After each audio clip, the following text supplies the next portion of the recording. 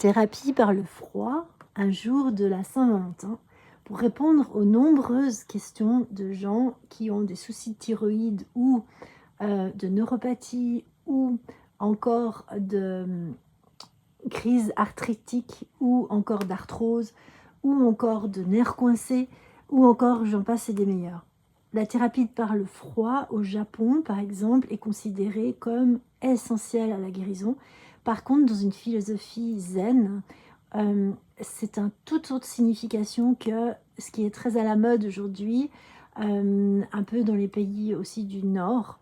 La philosophie japonaise, je trouve, des nonnes et des nonnes japonaises et des moines japonais se rapproche plus de ce que je conseillerais.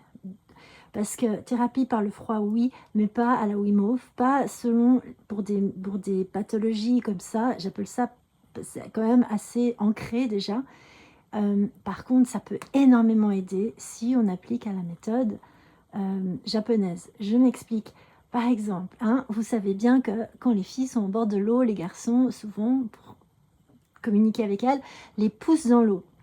Alors, ça peut être des fois bien, hein, parce qu'il y a un peu du chichi et tout.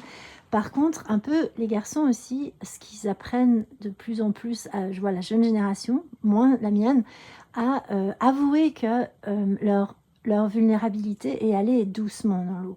Enfin, doucement ou pas, à leur rythme. Et c'est ça la philosophie japonaise qu'elle nous apprend par rapport à l'eau froide, à la thérapie par l'eau froide glacée.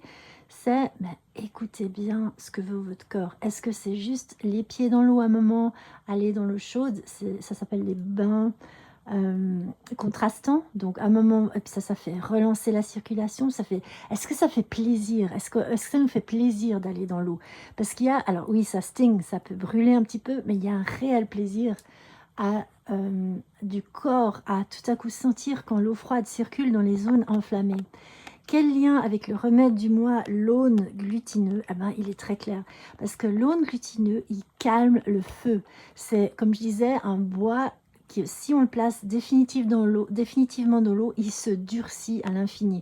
C'est ce qui soutient Venise, mais c'est aussi parce que l'aune glutineux, c'est une plante qui est extrêmement anti-inflammatoire, donc idéal pour les cas que je vous mentionne, en complément avec justement ces thérapies par le froid. Il y a plein d'autres plantes aussi, mais c'est celle de ce mois-ci et peut-être encore aussi en mars, la petite herboristerie. Mais tout ça pour vous dire que oui, la thérapie par le froid, en conjonction avec écouter votre feu intérieur et ce qu'il veut vraiment. Merci.